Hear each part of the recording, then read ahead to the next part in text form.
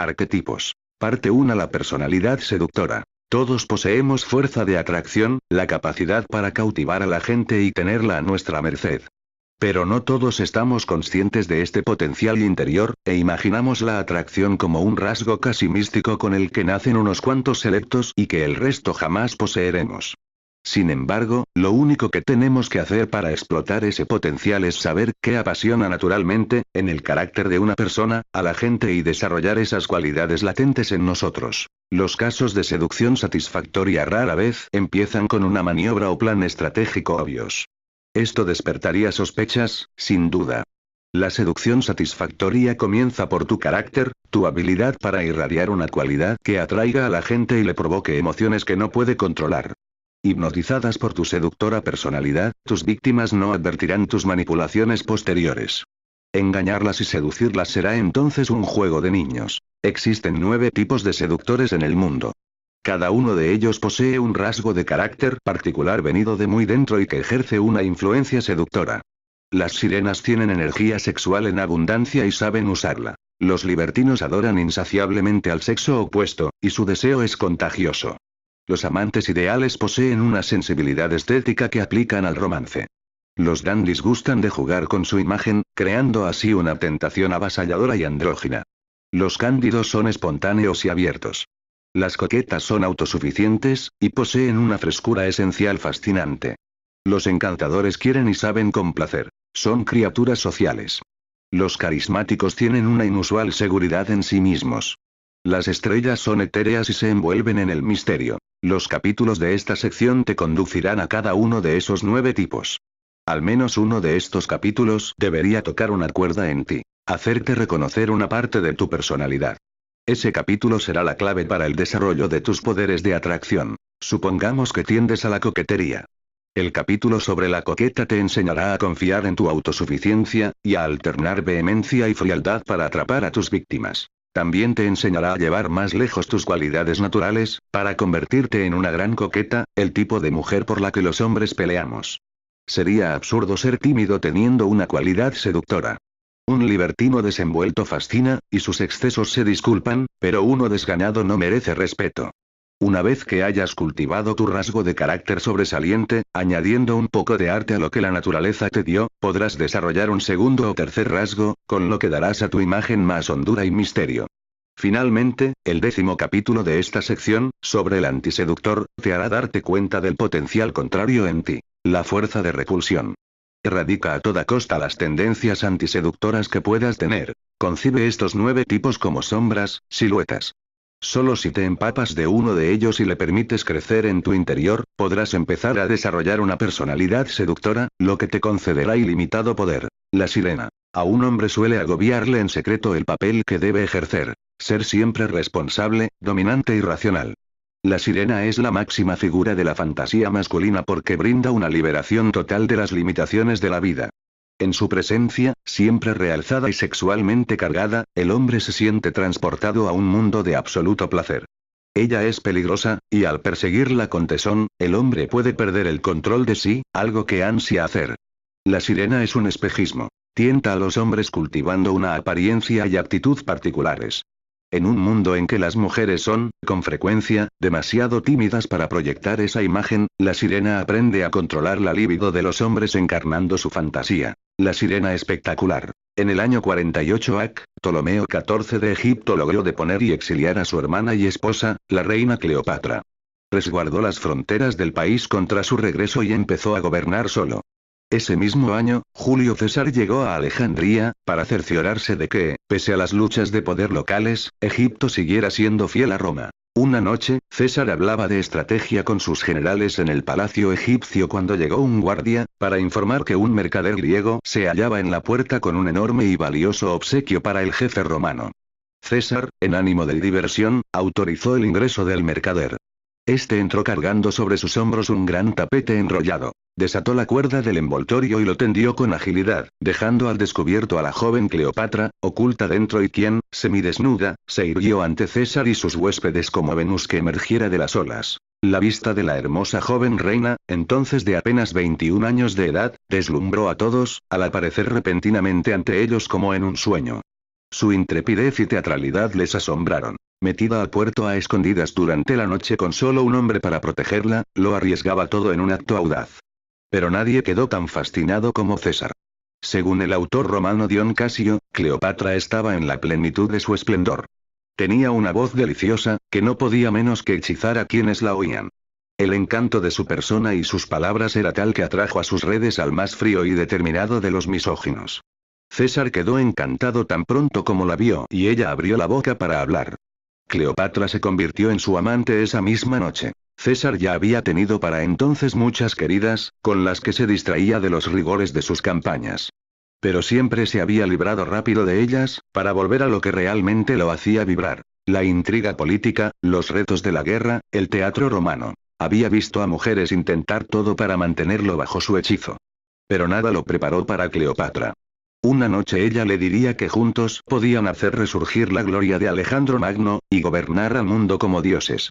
A la noche siguiente lo recibiría ataviada como la diosa Isis, rodeada de la opulencia de su corte. Cleopatra inició a César en los más exquisitos placeres, presentándose como la encarnación del exotismo egipcio. La vida de César con ella era un reto perenne, tan desafiante como la guerra. Porque en cuanto creía tenerla asegurada, ella se distanciaba o enojaba, y él debía buscar el modo de recuperar su favor. Transcurrieron semanas. César eliminó a todos los que le disputaban el amor de Cleopatra y halló excusas para permanecer en Egipto. Ella lo llevó a una suntuosa e histórica expedición por el Nuo. En un navío de inimaginable majestad, que se elevaba 16 metros y medio sobre el agua e incluía terrazas de varios niveles y un templo con columnas dedicado al dios Dionisio, César fue uno de los pocos romanos en ver las pirámides. Y mientras prolongaba su estancia en Egipto, lejos de su trono en Roma, en el imperio estallaba toda clase de disturbios. Asesinado Julio César en 44 AC, le sucedió un triunvirato, uno de cuyos miembros era Marco Antonio, valiente soldado amante del placer y el espectáculo, y quien se tenía por una suerte de Dionisio romano. Años después, mientras él estaba en Siria, Cleopatra lo invitó a reunirse con ella en la ciudad egipcia de Tarso. Ahí, tras hacerse esperar, su aparición fue tan sorprendente como ante César. Una magnífica barcaza dorada con velas de color púrpura asomó por el río Kitnos. Los remeros bogaban al compás de música etérea. Por toda la nave había hermosas jóvenes vestidas de ninfas y figuras mitológicas. Cleopatra iba sentada en cubierta, rodeada y abanicada por cúpidos y caracterizada como la diosa Afrodita, cuyo nombre la multitud coreaba con entusiasmo. Como las demás víctimas de Cleopatra, Marco Antonio tuvo sentimientos encontrados. Los placeres exóticos que ella ofrecía eran difíciles de resistir. Pero también deseó someterla. Abatir a esa ilustre y orgullosa mujer probaría su grandeza. Así que se quedó y, como César, cayó lentamente bajo su hechizo. Ella consintió todas sus debilidades: el juego, fiestas estridentes, rituales complejos, lujosos espectáculos. Para conseguir que regresara a Roma, Octavio, otro miembro del triunvirato, le ofreció una esposa. Su hermana, Octavia, una de las mujeres más bellas de Roma. Famosa por su virtud y bondad, sin duda ella mantendría a Marco Antonio lejos de la prostituta egipcia. La maniobra surtió efecto por un tiempo, pero Marco Antonio no pudo olvidar a Cleopatra, y 3 años después retornó a ella. Esta vez fue para siempre. Se había vuelto, en esencia, esclavo de Cleopatra, lo que concedió a esta enorme poder, pues él adoptó la vestimenta y costumbres egipcias y renunció a los usos de Roma. Una sola imagen sobrevive de Cleopatra, un perfil apenas visible en una moneda, pero contamos con numerosas descripciones escritas de ella. Su rostro era fino y alargado, y su nariz un tanto puntiaguda. Su rasgo dominante eran sus ojos, increíblemente grandes. Su poder seductor no residía en su aspecto. A muchas mujeres de Alejandría se les consideraba más hermosas que a ella. Lo que poseía sobre las demás mujeres era la habilidad para entretener a un hombre.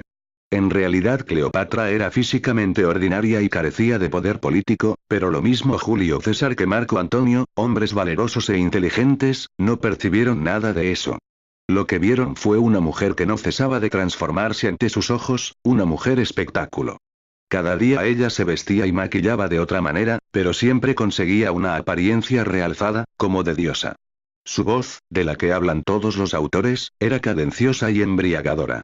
Sus palabras podían ser banales, pero las pronunciaba con tanta suavidad que los oyentes no recordaban lo que decía, sino cómo lo decía. Cleopatra ofrecía variedad constante. Tributos, batallas simuladas, expediciones, orgiásticos bailes de máscaras. Todo tenía un toque dramático, y se llevaba a cabo con inmensa energía. Para el momento en que los amantes de Cleopatra posaban la cabeza en la almohada junto a ella, su mente era un torbellino de sueños e imágenes. Y justo cuando creían ser amos de esa mujer exuberante y versátil, ella se mostraba alejada o enfadada, dejando en claro que era ella la que ponía las condiciones. A Cleopatra era imposible poseerla. Había que adorarla. Fue así como una exiliada destinada a una muerte prematura logró trastocarlo todo y gobernar Egipto durante cerca de 20 años. De Cleopatra aprendemos que lo que hace a una sirena no es la belleza, sino la vena teatral, lo que permite a una mujer encarnar las fantasías de un hombre. Por hermosa que sea, una mujer termina por aburrir a un hombre. Él ansia otros placeres, y aventura. Pero todo lo que una mujer necesita para impedirlo es crear la ilusión de que ofrece justo esa variedad y aventura. Un hombre es fácil de engañar con apariencias. Tiene debilidad por lo visual. Si tú creas la presencia física de una sirena, una intensa tentación sexual combinada con una actitud teatral y majestuosa, él quedará atrapado. No podrá aburrirse contigo, así que no podrá dejarte. Mantén la diversión, y nunca le permitas ver quién eres en realidad. Te seguirá hasta ahogarse. La sirena del sexo. Norma Jean Mortensen, la futura Marilyn Monroe, pasó parte de su infancia en orfanatorios de Los Ángeles. Dedicaba sus días a tareas domésticas, no a jugar. En la escuela se aislaba, rara vez sonreía y soñaba mucho. Un día, cuando tenía 13 años, al vestirse para ir a la escuela, se dio cuenta de que la blusa blanca que le habían dado en el orfanatorio estaba rota, así que tuvo que pedir prestado un suéter a una compañera más joven. El suéter era varias tallas menor que la suya. Ese día pareció de repente que los hombres la rodeaban donde quiera que iba, estaba muy desarrollada para su edad.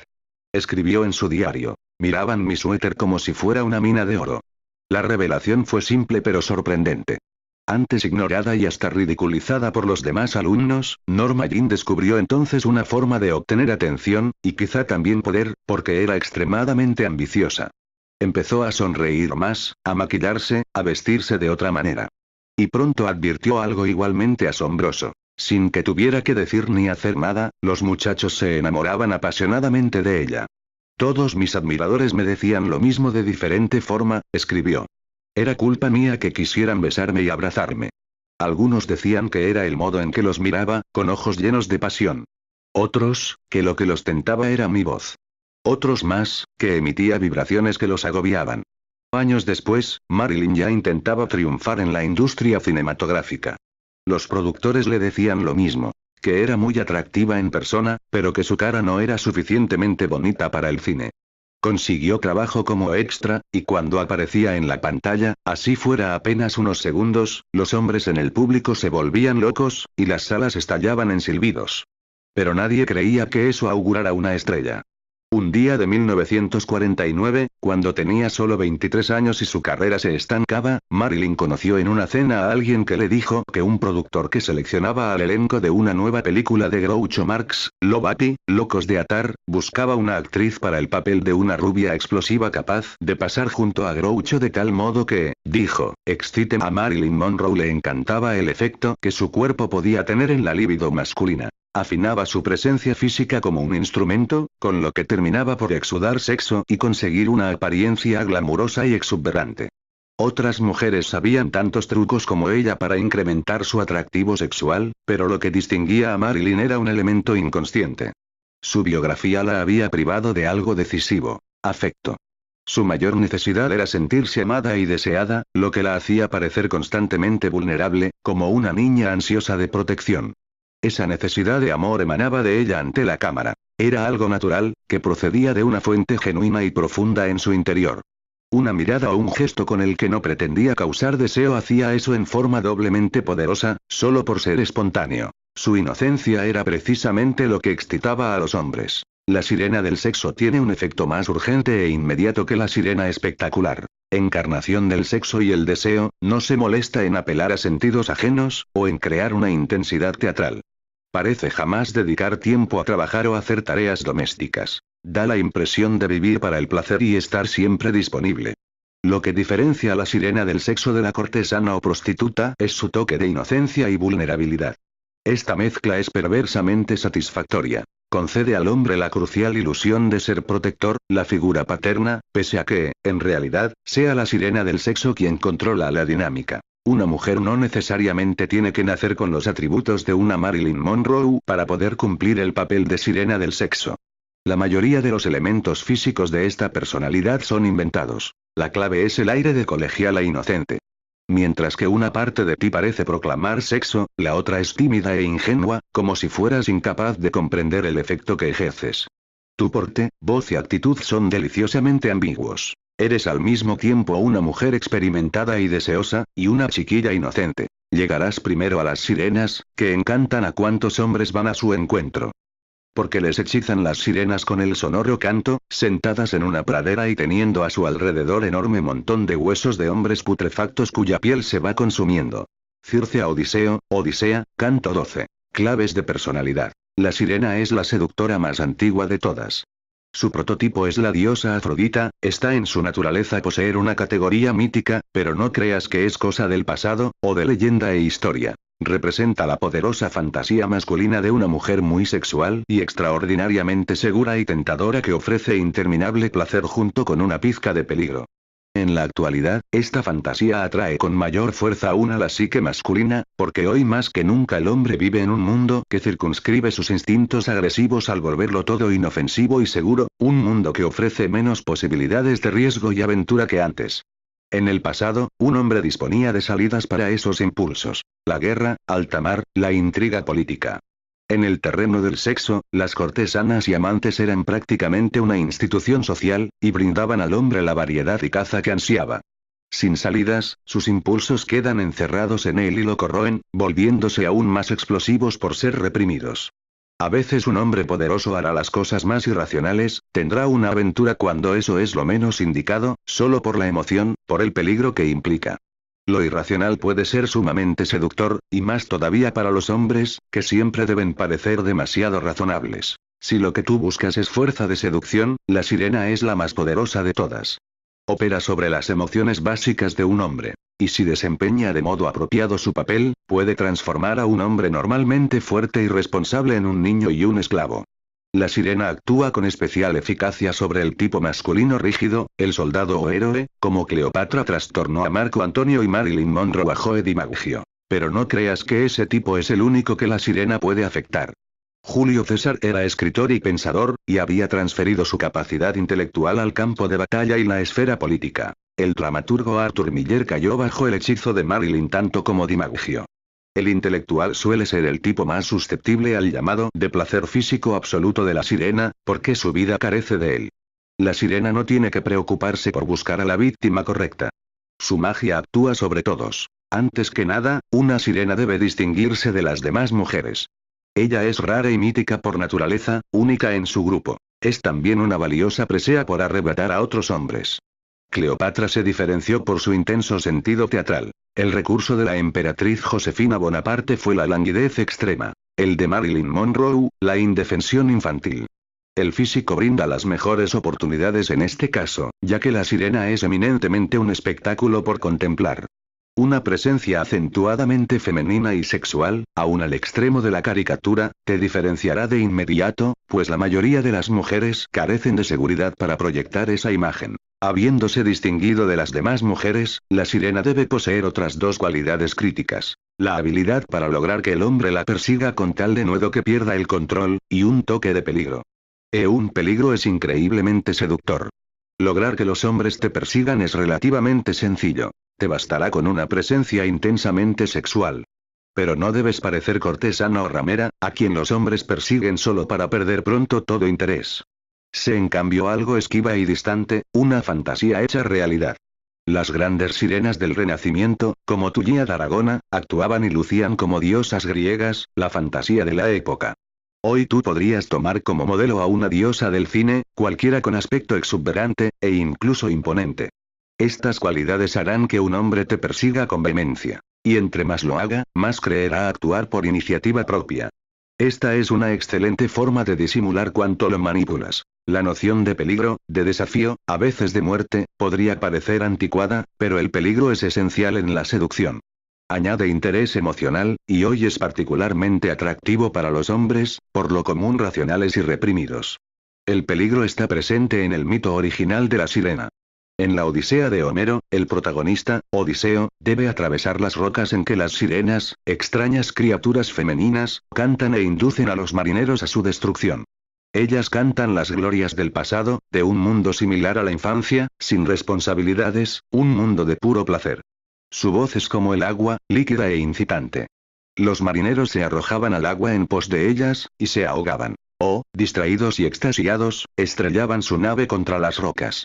Para proteger a sus navegantes de las sirenas, Odiseo les tapa los oídos con cera. Él, a su vez, es atado al mástil, para poder oírlas y vivir para contarlo, un deseo extravagante, pues lo que estremece de las sirenas es caer en la tentación de seguirlas. Así como los antiguos marineros tenían que remar y timonear, ignorando todas las distracciones, hoy un hombre debe trabajar y seguir una senda recta en la vida. El llamado de algo peligroso, emotivo y desconocido es aún más poderoso por estar prohibido. Piensa en las víctimas de las grandes sirenas de la historia. París provoca una guerra por Helena de Troya. Julio César arriesga un imperio y Marco Antonio pierde el poder y la vida por Cleopatra. Napoleón se convierte en el hazmerreír de Josefina. DiMaggio no se libra nunca de su pasión por Marilyn. Y Arthur Miller no puede escribir durante años. Un hombre suele arruinarse a causa de una sirena, pero no puede desprenderse de ella. Muchos hombres poderosos tienen una vena masoquista. Un elemento de peligro es fácil de insinuar, y favorecerá tus demás características de sirena. El toque de locura de Marilyn, por ejemplo, que atrapaba a los hombres. Las sirenas son a menudo fantásticamente irracionales, lo cual es muy atractivo para los hombres, oprimidos por su racionalidad.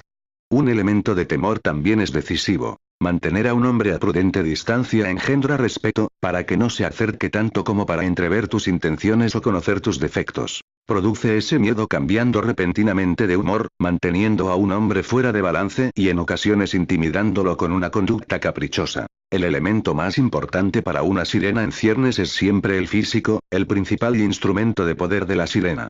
Las cualidades físicas, una fragancia, una intensa feminidad evocada por el maquillaje o por un atuendo esmerado o seductor, actúan aún más poderosamente sobre los hombres porque no tienen significado. En su inmediatez, eluden los procesos racionales, y ejercen así el mismo efecto que un señuelo para un animal, o que el movimiento de un capote en un toro. La apariencia apropiada de la sirena suele confundirse con la belleza física, en particular del rostro. Pero una cara bonita no hace a una sirena. Por el contrario, produce excesiva distancia y frialdad. Ni Cleopatra ni Marilyn Monroe, las dos mayores sirenas de la historia, fueron famosas por tener un rostro hermoso. Aunque una sonrisa y una incitante mirada son infinitamente seductoras, nunca deben dominar tu apariencia. Son demasiado obvias y directas. La sirena debe estimular un deseo generalizado, y la mejor forma de hacerlo es dar una impresión tanto llamativa como tentadora. Esto no depende de un rasgo particular, sino de una combinación de cualidades. La voz. Evidentemente una cualidad decisiva, como lo indica la leyenda, la voz de la sirena tiene una inmediata presencia animal de increíble poder de provocación. Quizá este poder sea regresivo, y recuerde la capacidad de la voz de la madre para apaciguar o emocionar al hijo aún antes de que éste entendiera lo que ella decía. La sirena debe tener una voz insinuante que inspire erotismo, en forma subliminal antes que abierta. Casi todos los que conocieron a Cleopatra hicieron referencia a su dulce y deliciosa voz, de calidad hipnotizante. La emperatriz Josefina, una de las grandes seductoras de fines del siglo XVI, tenía una voz lánguida que los hombres consideraban exótica, e indicativa de su origen creole. Marilyn Monroe nació con su jadeante voz infantil, pero aprendió a hacerla más grave para volverla auténticamente seductora. La voz de Lauren Bacall es naturalmente grave. Su poder seductor se deriva de su lenta y sugestiva efusión. La sirena nunca habla rápida ni bruscamente, ni con tono agudo. Su voz es serena y pausada, como si nunca hubiera despertado del todo, o abandonado el lecho, el cuerpo y el proceso para acicalar.